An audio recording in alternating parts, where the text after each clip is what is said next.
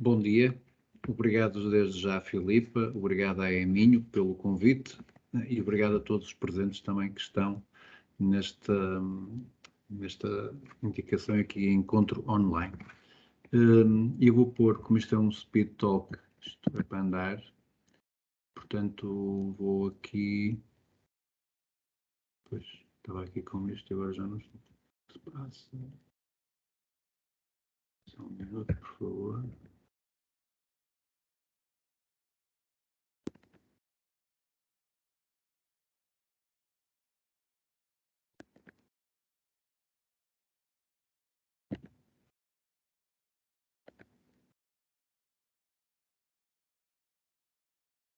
Estão a ver a apresentação?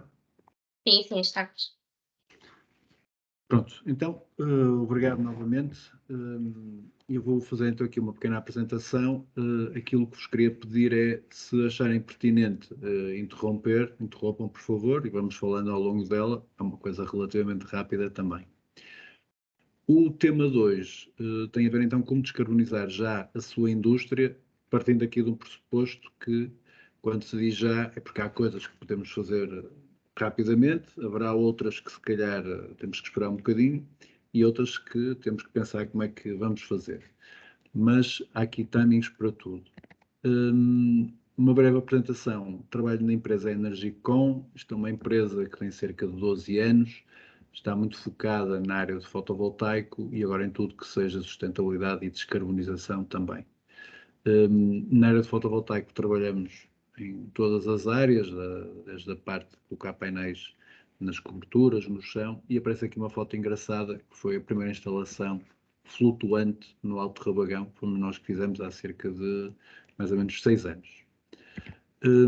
A nossa missão basicamente é reduzir o consumo energético e conseguir de alguma maneira a proteção ambiental também, que cada vez está mais na berra para todos nós. A empresa está dividida em várias áreas, portanto, como vos tinha dito, trabalhamos fundamentalmente na questão do autoconsumo para empresas e indústrias, conforme vos disse, portanto, em carport, no chão, na cobertura ou na água. O utility scale, cada vez são maiores os projetos onde trabalhamos para venda de energia para a rede, operação e manutenção de todas as instalações onde trabalhamos e a parte da descarbonização e sustentabilidade, que vamos falar aqui um bocadinho. Temos agora uma nova área também, que não está aqui, que são as comunidades de energia renovável, que penso que até a Emin também já teve alguma coisa sobre isto, mas é algo muito importante de se falar e de se tratar, porque é uma inovação, eu diria mais no âmbito legislativo, mas que vai permitir aqui partilha entre várias empresas em qualquer área, desde fotovoltaico, eólico, azoto, o que seja. Portanto, é algo muito interessante e que valerá a pena, se calhar, mais à frente também se falar. Então, como descarbonizar já a sua indústria? Quando falamos em descarbonizar, pretendemos basicamente diminuir ou eliminar as emissões de CO2 e de outros gases que basicamente aumentam a temperatura média da atmosfera e que são gases com efeitos de estufa. Portanto, é isto que queremos cada vez mais e que vamos precisar de fazer cada vez mais rápido também, é, portanto, reduzir estas emissões dos gases de efeito de estufa. Esta meta é fundamental para que o nosso planeta e a sua atmosfera não ultrapassem o ponto de não retorno e as alterações climáticas não limitem a vida humana na Terra. Temos aqui duas coisas muito importantes. Uma é a questão do ponto de não retorno, em que andamos todos a discutir um bocadinho se é mais grau, menos grau, o que é que seja, se é em 2040, 2050. Mas, ao mesmo tempo, aquilo que percebemos é que as alterações climáticas não podem limitar a vida humana na Terra e cada vez notamos que, portanto, isto não é para os nossos filhos, isto já é agora, aliás, já é há alguns anos, cada vez está mais complicado e, portanto, este eu diria que é o objetivo número 1 para qualquer um de nós, na nossa casa, no nosso transporte, na indústria, nos serviços. Este é o ponto número 1 e, portanto, é isto que nós queremos atingir. Além disto, portanto, este é o objetivo principal, que será a sobrevivência da nossa espécie, convém. Temos aqui outros pontos também que são importantes e que estamos aqui a falar na indústria e que são atuais também. O primeiro ponto é a necessidade de transmitir à sociedade, portanto, de informar qual o posicionamento da indústria em relação aos gases de efeito de estufa e à sua responsabilidade. Portanto, cada vez mais há uma necessidade das empresas comunicarem qual é o seu posicionamento. Aquilo que se fala muito agora do greenwashing, que é estar sempre a lavar tudo que é ambiental, vai começar a ser mais difícil também. Mas é muito importante que as empresas entendam que é importante hoje e vai ser cada vez mais, portanto, perceber como é que estão a fazer, o que é que estão a fazer e, portanto, qualquer questão que seja colocada, haja a capacidade de resposta também. O segundo ponto tem a ver com os clientes das próprias indústrias. Portanto, estão já a solicitar relatórios ou indicadores destas emissões. Portanto, há mercados no norte da Europa que já pedem isto há bastante tempo. Há mercados, por exemplo, o setor automóvel, o setor farmacêutico também que já estão a pedir. E, portanto, isto é algo que cada vez virá mais ajusante e que tem a ver um bocadinho com o tipo de clientes que nós temos ou que podemos vir a ter e que, efetivamente, é muito importante que consigamos ter aqui estes dados também. Como terceiro ponto, e que se calhar é um dos também mais importantes, tem a ver, está relacionado com a banca. Portanto, a própria banca está a pedir a mesma informação, isto porque há aqui uma questão de risco. Portanto, se as empresas de repente ficarem limitadas a aceder a responder a concurso ou cadernos de encargos porque não têm estes indicadores ou estes relatórios, exemplo de uma certificação qualquer, é óbvio que vamos ter aqui problemas financeiros também. E, portanto, a própria banca está a solicitar também estes dados, podendo limitar ou penalizar créditos, spreads, etc. Portanto, como primeiro slide, a primeira análise, eu diria que é necessário transmitir à sociedade a informação, começar a preparar esta questão dos clientes presentes e futuros e esta questão da banca também. Portanto, a descarbonização, só pelo que estamos aqui a falar, não é uma questão de moda, é uma questão já atual e que temos basicamente que avançar com rapidez. E pus aqui vários passos. Obviamente que estamos aqui a falar muito na relação da descarbonização com a parte energética, é isto que eu vou falar. Obviamente que dá para falar com outras áreas também. E, portanto, aqui como primeiro passo será realizar os cálculos necessários para uma correta identificação das emissões de gases de efeito de estufa da sua indústria. Portanto, isto é a primeira questão que deve ser feita com alguma brevidade. Esta análise será parte de um estudo de sustentabilidade que a empresa poderá efetuar já ou no futuro. Quando falamos de sustentabilidade, falamos de uma palavra que efetivamente abrange muitas áreas e toca em muitas coisas. E, portanto, aqui, quando falamos de sustentabilidade, estamos a falar especificamente desta questão das emissões de gases de efeito de estufa e não de outra situação. E, portanto, aparece aqui, obviamente, que nós focamos no estudo de implementação de soluções que possam reduzir estas emissões, mas relacionadas com o consumo de energia. Portanto, como primeiro passo, calcular então quais são as nossas emissões relacionadas com a nossa indústria. Quando falamos de emissões, e de uma maneira relativamente simples, existem aqui, eu diria, dois sentidos. O primeiro, que tem a ver com o cálculo da pegada de carbono, com o referencial, que é o Greenhouse Gas Protocol, e que está muito focado, portanto, em grandes edifícios ou na indústria, mas para a empresa como um todo. E se assim for, existem três âmbitos, o âmbito 1, 2 e 3. O 1 e o 2 são sempre obrigatórios de calcular, o 3 é voluntário e tem aqui cerca de 12 subcategorias. E quando estamos a falar do âmbito 1, estamos a falar de emissões diretas controladas ou de responsabilidade da empresa. Eu, por exemplo, se queimar gás natural na empresa, sou eu responsável por aquela queima, mais ninguém. O âmbito 2, portanto, emissões indiretas, eu posso consumir energia elétrica da EDP, que não seja 100% verde, e que eles me indicam qual é o mix energético e quais são as emissões relativamente àquele consumo de energia. E, portanto, eu indiretamente tenho esta responsabilidade. Obviamente não fui eu que as emiti, mas como vou consumir, tenho isso. No âmbito 3, cada cálculo eu tenho que definir quais são, portanto, as subcategorias que me interessam, e aqui pode aparecer, por exemplo, as emissões correspondentes às perdas na rede, por exemplo, de energia elétrica, viagens que eu faço ao estrangeiro, toda a parte relacionada com aquilo que temos a nível de emissões no transporte de matérias-primas, de produtos acabados. Portanto, há aqui muitas coisas que podem ser feitas. Quanto mais, melhor, porque temos aqui um estudo mais focado e mais completo, mas temos que escolher o que é que será o ideal aqui para a nossa indústria. Este âmbito do cálculo da pegada do Greenhouse Gas Protocol continua a ser pedido, continua a ser feito. No entanto, começam a existir clientes que estão dão mais importância e têm uma maior preocupação, especificamente na avaliação do ciclo de vida do produto daquela empresa ou de uma gama de produtos.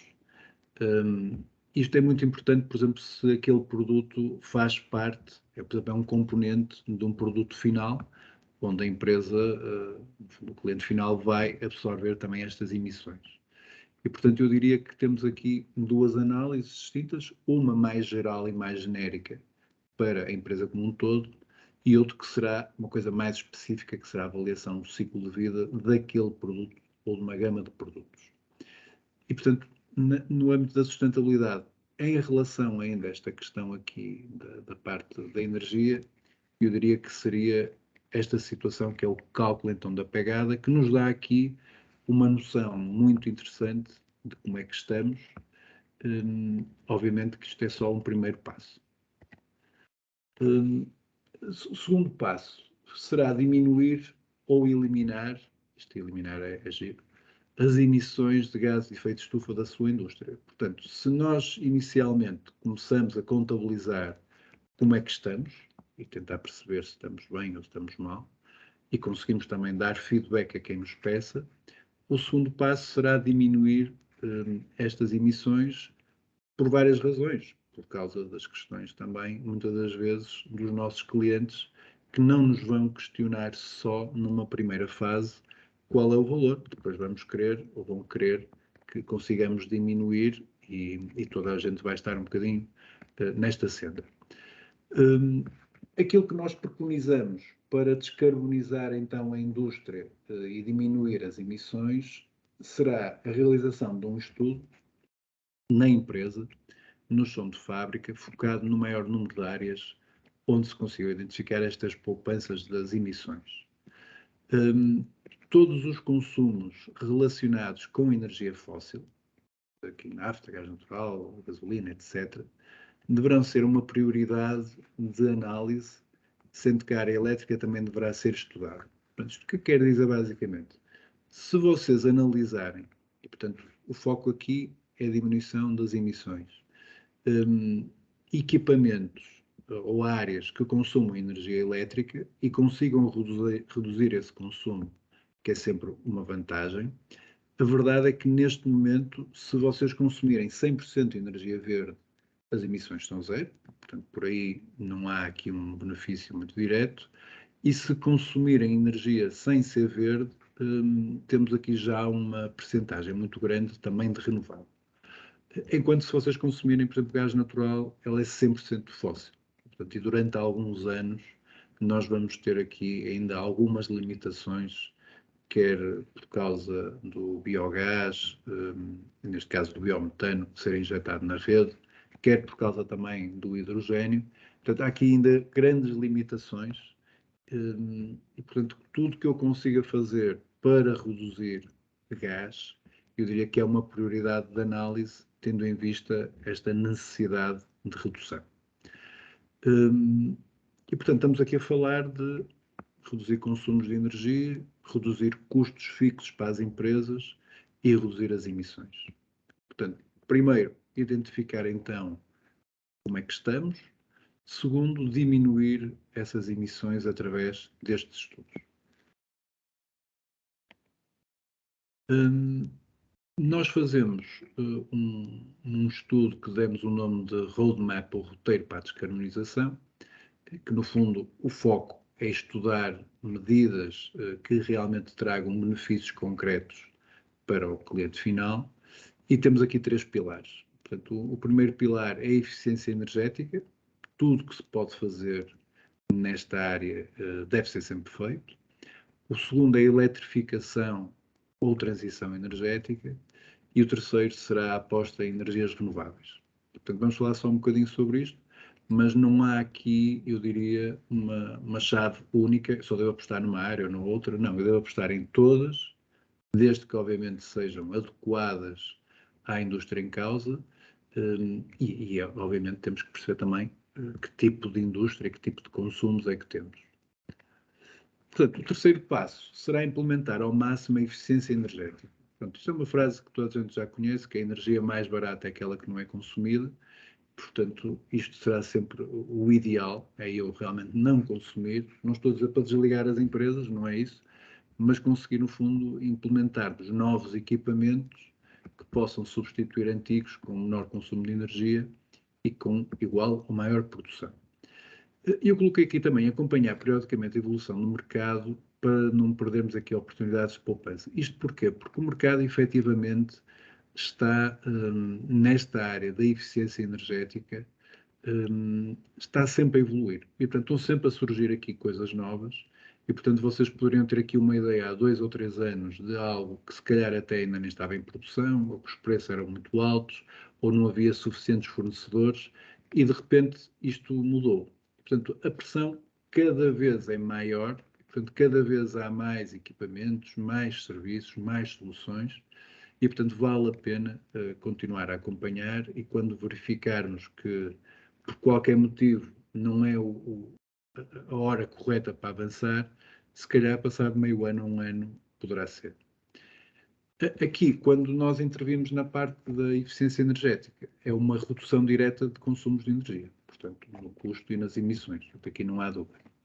Portanto, como terceiro passo, avançar com prioridade na eficiência energética, e aqui, que tem que ser visto de caso a caso, mas estamos a falar de eficiência em compressores, eficiência em chillers, eficiência em iluminação, pesquisas de fugas, tudo que seja motores ou variadores com maior eficiência, outros equipamentos que nós possamos identificar que pode ter aqui poupança também, e na área térmica, tudo que sejam isolamentos, queimadores mais eficientes e qualquer tipo de recuperação de calor. Portanto, onde eu possa ter aqui permutas ar-ar ou ar-água, convém validar o que é que eu estou a desperdiçar e o que é que efetivamente eu posso pré-aquecer. Às vezes não é uma solução única, mas onde eu consiga efetivamente reduzir substancialmente todos os meus consumos.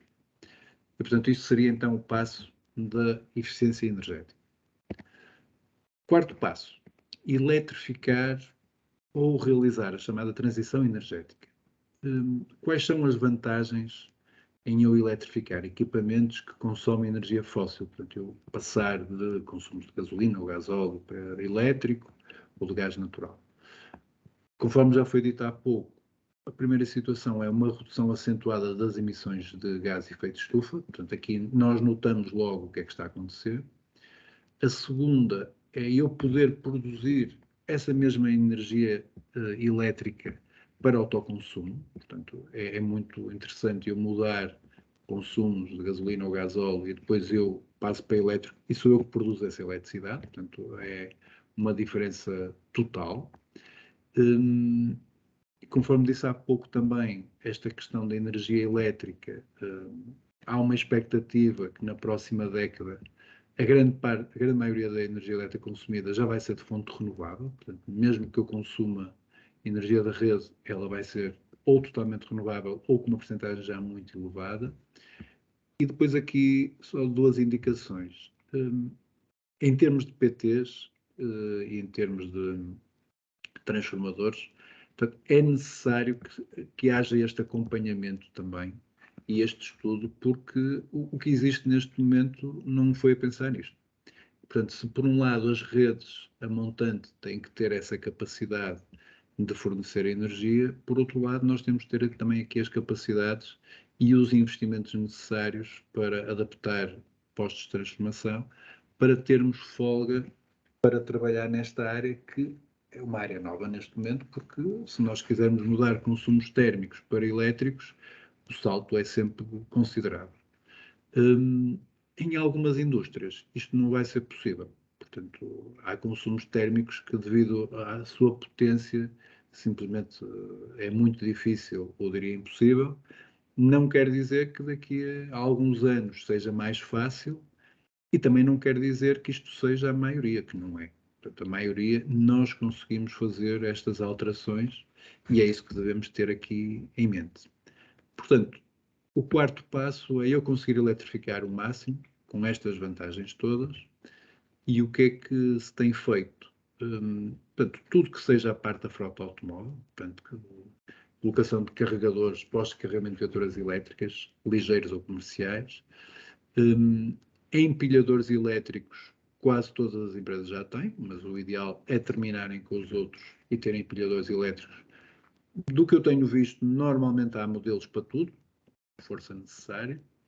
A produção de água quente, temos trabalhado com muito sucesso na introdução de bombas de calor elétricas. A produção de vapor, geradores de vapor elétricos ou híbridos. A queima direta também, a mesma coisa, e fornos também. Quando estamos a falar aqui de produção de vapor e geradores de vapor que não sejam 100% elétricos, pode ter aqui alguma lógica, ou não, se muitas das vezes nós precisamos, no fundo, de valores de vapor pico que têm a ver ou com arranques ou situações pontuais. E que muitas das vezes 80% a 90% da sua utilização é substancialmente abaixo. E, portanto, nós temos uma necessidade de potência muito grande para 10% ou 15% da sua utilização, aí podemos ter aqui o melhor de dois mundos, que é, na sua baseline, estar a trabalhar normalmente com equipamentos elétricos e nestes arranques ou nestes picos ter outros consumos, gás natural, biomassa, o que seja, mas que dê de alguma maneira para equilibrar esta necessidade, muitas vezes que é um salto muito grande na parte da potência. E, portanto, é isto que temos feito também, com sucesso, e que fundamentalmente se consegue dar aqui uma mudança grande em tudo que é consumo de gás. Quinto passo, energias renováveis. Portanto, estamos a utilizar energias sem emissões de gás de efeito de estufa, que são normalmente endógenas. Temos sempre a possibilidade de atacar a parte térmica e a elétrica. Percebermos que se nós conseguirmos mudar consumos da rede, qualquer rede, para, no fundo, renováveis, este custo de exploração não vai incluir no futuro impostos, que é uma vantagem também para a própria empresa. E temos sempre aqui limitação com a eficiência energética e, portanto, tem que haver aqui sempre complementariedade, quer com a eletrificação, quer com as renováveis. Aquilo que temos trabalhado bastante na parte elétrica é com os painéis fotovoltaicos para autoconsumo. Como sabem, isto só funciona de dia, portanto, as empresas que têm muitos consumos ou em vários turnos têm aqui sempre limitações da autonomia energética de 20%, 25%, 30%, portanto, não conseguem avançar muito mais. Estamos a trabalhar muito com a parte de aerogeradores, a parte eólica, sempre com potências com algum tamanho, para que possamos ter aqui também alguma complementariedade e possibilidade de garantir aqui produções, portanto não pode ser simplesmente aparecer por aparecer. E há aqui algo muito interessante também que está relacionado com estas duas tecnologias, quer o fotovoltaico, quer o eólico, têm aqui períodos que casam muito bem. Portanto, o eólico, obviamente que depende do local, não dá para dizer que são todos iguais, de maneira nenhuma, mas funcionam muito início da manhã, fim da manhã e à noite, que é quando normalmente o fotovoltaico não trabalha. Portanto, havendo aqui interesse em poder desenvolver mais esta questão da autonomia energética elétrica, e os painéis têm uma limitação, os painéis fotovoltaicos, a parte eólica pode sempre garantir isso. As baterias de acumulação de energia elétrica, no fundo, estão aqui para poder promover ao máximo o autoconsumo, em vez de vender o excedente à rede, quer para o fotovoltaico, quer para o eólico, quer em termos comuns, porque muitas das vezes aí, se tivermos as duas tecnologias, podemos também ter em simultâneo produção em excedente de ambas.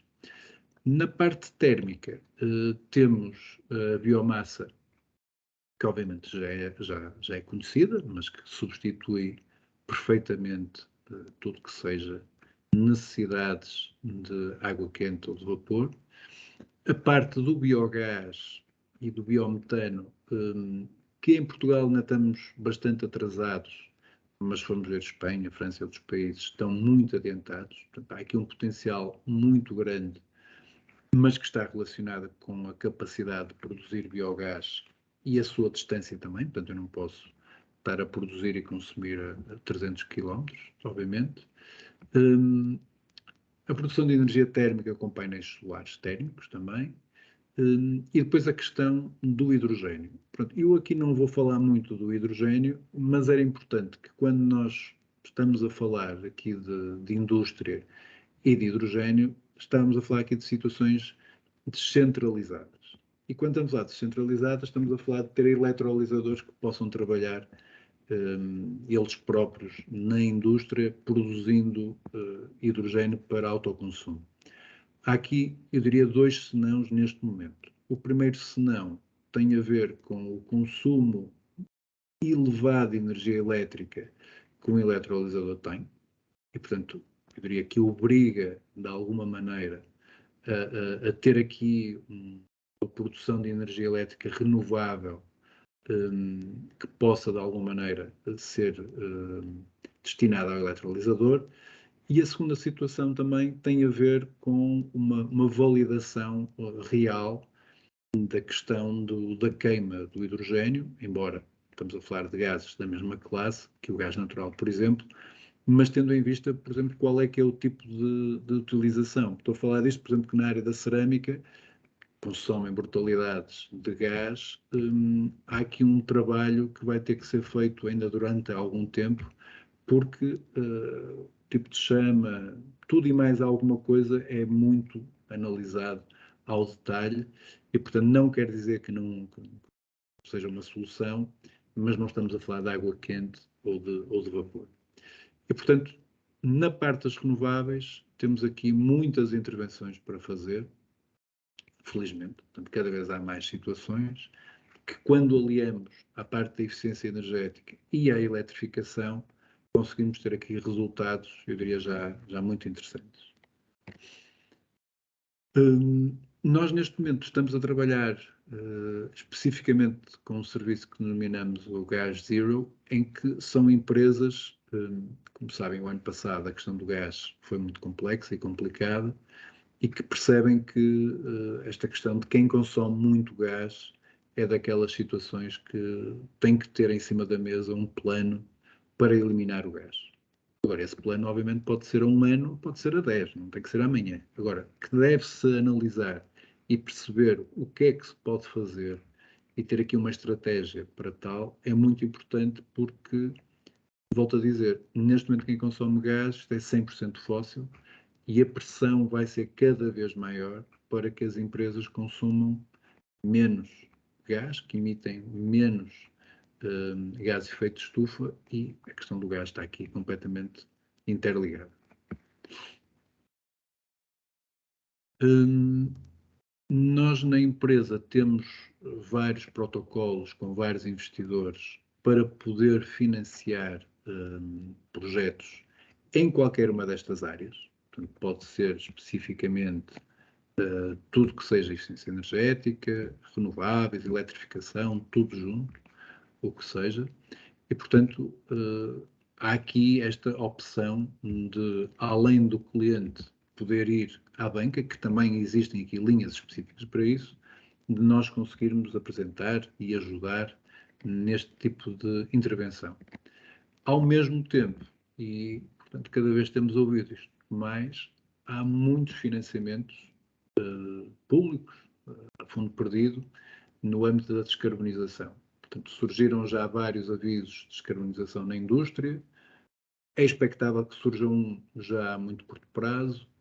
Surgiu agora o Portugal 2030 Inovação Produtiva para PMEs, onde esta temática da redução dos gases de efeito de estufa é fundamental para ter uma boa classificação do projeto e provavelmente uma aprovação do mesmo. Portanto, não é um investimento per si só na descarbonização, mas quem for investir em equipamentos e em edifícios, em o que seja da parte da inovação produtiva, para ter uma boa classificação, tem mesmo que apostar nisto também.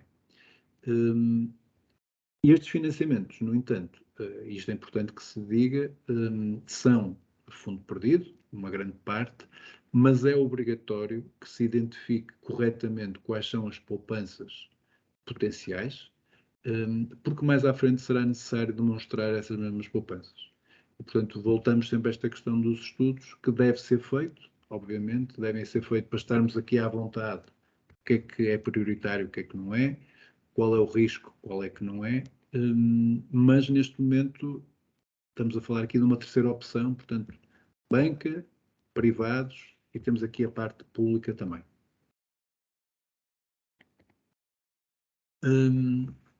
O sexto passo, e será mais para terminar, portanto, é as empresas, neste caso as indústrias, terem uma estratégia para curto, médio e longo prazo que permita atingir, no fundo, os objetivos identificados.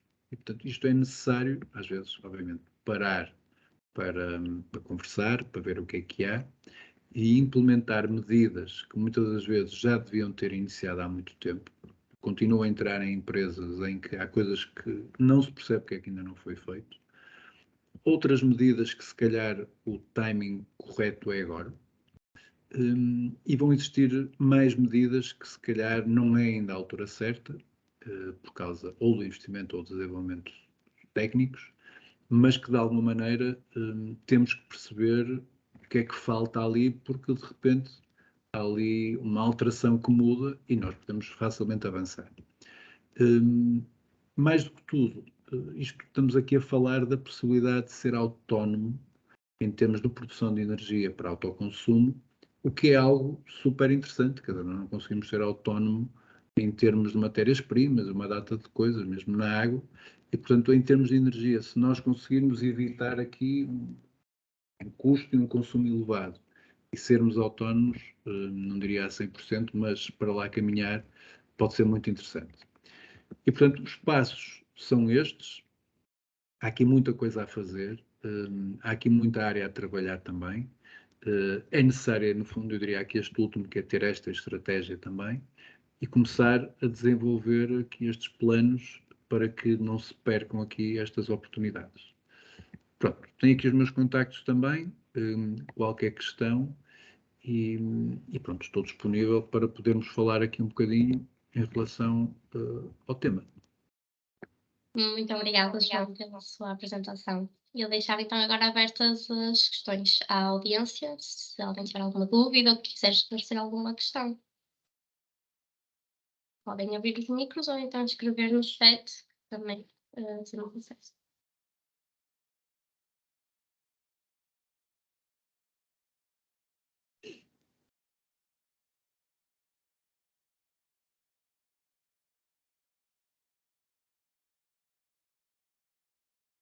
O João Frederico tinha aqui uma questão no chat que, entretanto, eu já respondi, que era sobre se a apresentação será partilhada depois.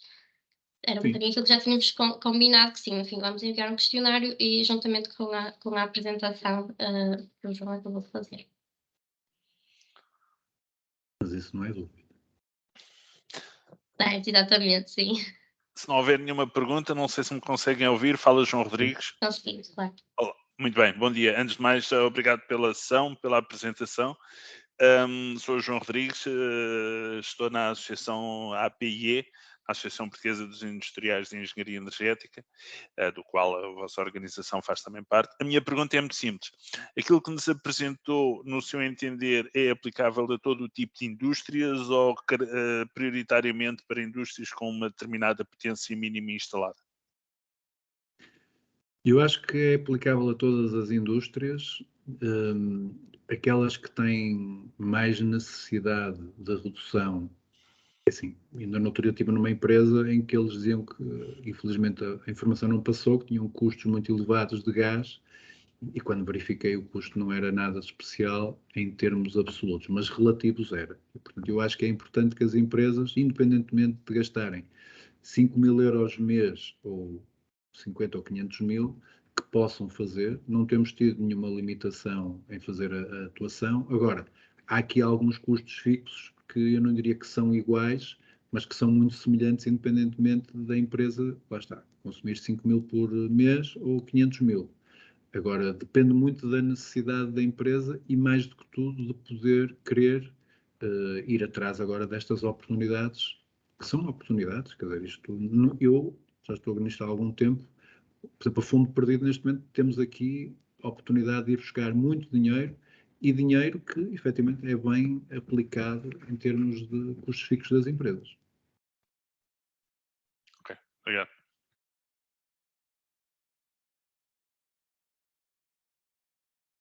Alguém tiver mais alguma questão?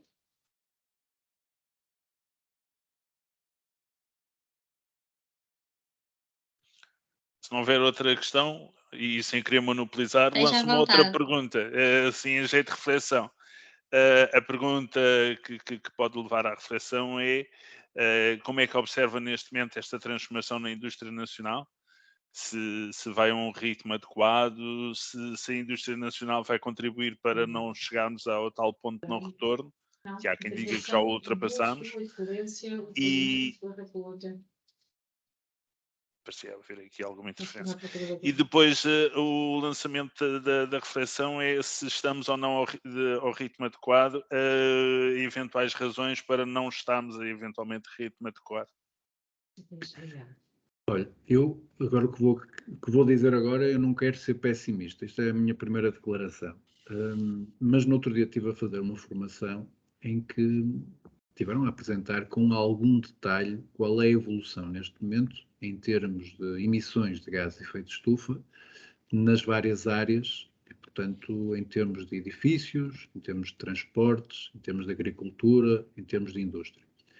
Todas as áreas estão a disparar com a questão das emissões. Portanto, nós neste momento, eu não diria que isto está descontrolado, não quero utilizar essa palavra, mas estamos efetivamente num ascendente muito grande.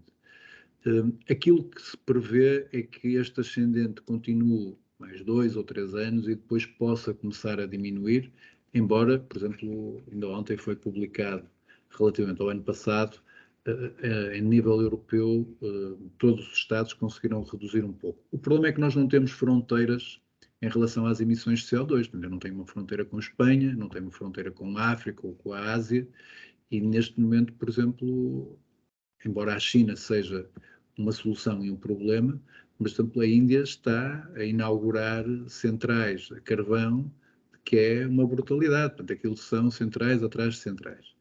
Portanto, aquilo que eu acho que vai acontecer, infelizmente, é que estas alterações climáticas estão a ficar.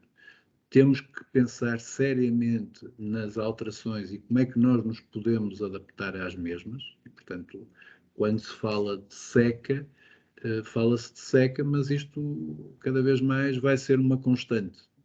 Quer dizer, vamos ter cada vez mais a chover menos vezes e com mais força, períodos de muito tempo em que o sol vai ser bastante forte e, portanto, a primeira questão é não vão sair nem vai desaparecer as alterações climáticas, vão ser cada vez mais complicadas, mas mais do que tudo nós temos que pensar em duas coisas. Uma é como é que nos podemos adaptar, isso é fundamental como espécie, e a outra é não desistir e pensar também que isto é tudo muito bonito, mas tem que seguir o envelope financeiro também. Portanto, aquilo que eu vos estou a dizer aqui neste momento em Portugal, nós temos aqui um envelope financeiro, temos a parte tecnológica, temos os profissionais, só não fazemos se não quisermos. Em relação a muitos outros países, isso não é verdade. Portanto, tem que haver aqui um compromisso também, que já nos ultrapassa, obviamente, da União Europeia e do resto do mundo, de poder ajudar outros que se calhar nem poluíram metade do que nós poluímos e que agora querem ascender também aqui a um novo desenvolvimento e, portanto, não vai ser fácil. Portanto, acho que esta questão aqui temos que ser aqui o exemplo, não tenho dúvida nenhuma, e temos que continuar a existir e, portanto, porque há aqui uma coisa importante que é, muitas vezes as pessoas dizem, nós estamos aqui a implementar medidas e há aqui outros países que não. Mas o caminho vai ser este. Portanto, se nós desenvolvermos produtos e serviços nesta área, provavelmente podemos depois exportar também estes produtos e serviços, mas que a situação não está fácil, não está. Isto levava-nos a muita discussão, mas eu não quero monopolizar a sessão. Se calhar, João, ficamos em contacto um com o outro e vamos trocando informação e ajudando-nos mutuamente, está bem? Sim, mas eu não sou pessimista de maneira nenhuma. Agora, reparem uma coisa, nós quando olhamos para todas as áreas sectoriais cada vez estão a emitir mais, e reparem, nunca houve tanto investimento em painéis fotovoltaicos, em carros elétricos, em eletrodomésticos mais eficientes. Quer dizer, isto, se nós olharmos a nossa realidade hoje e olharmos o que era há 20 anos, isto é água e vinho. Mas neste momento nós precisamos ainda de acelerar mais. A questão é essa.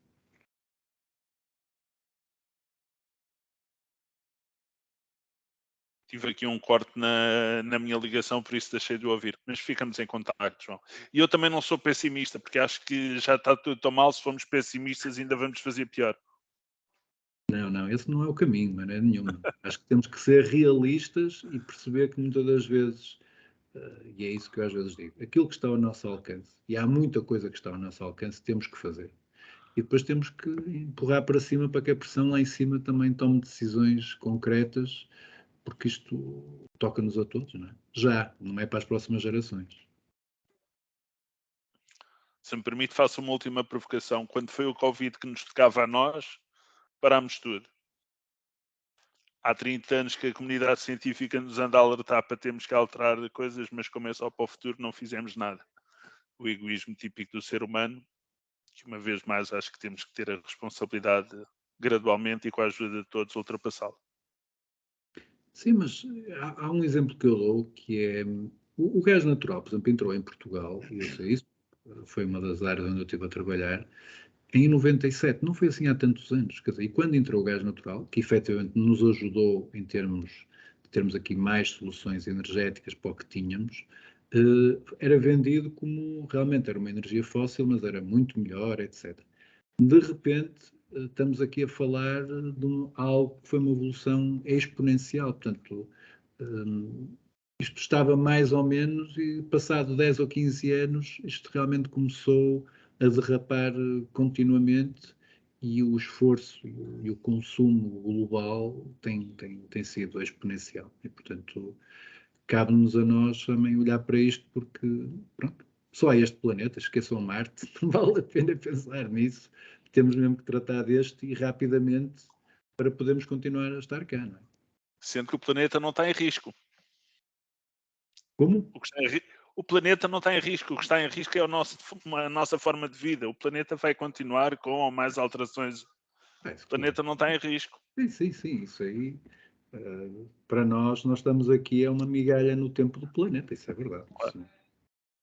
Nós é que gostamos de pensar que somos importantes, não é? Obrigado, João, pelas suas opiniões e prometo ficar agora a assistir em silêncio. Dando espaço aos outros participantes, naturalmente. Obrigada, João, pela sua participação. Não sei se mais alguém tem alguma questão, também já estamos aqui a ultrapassar um bocadinho de tempo, portanto, qualquer questão pode colocá-la entretanto. Qualquer dúvida também, eu penso que na apresentação vão seguir os contactos do João, se tiverem alguma dúvida, entrarem em contacto. Pronto, eu penso que já não tenho mais nenhuma questão, portanto eu daria como encerrada aqui esta Speed Talk. Agradecer mais uma vez ao João e à Energicon a participação e a disponibilidade. Antes de encerrar aqui, queria só deixar 2 notas de agenda da AMI. Nós na quinta-feira, dia 18, portanto esta quinta-feira, vamos realizar uma Business Talk com a apresentação de um guia para a vida de trabalho digno, com as principais alterações ao Código de Trabalho, em conjunto com a Teles Advogados. Vai se realizar na DST em Braga, é um evento gratuito, mas de inscrição obrigatória. Portanto, poderão se inscrever no nosso site. E também, dia 26 de maio, a AMI vai comemorar o seu 2º aniversário, que se vai realizar em Viana.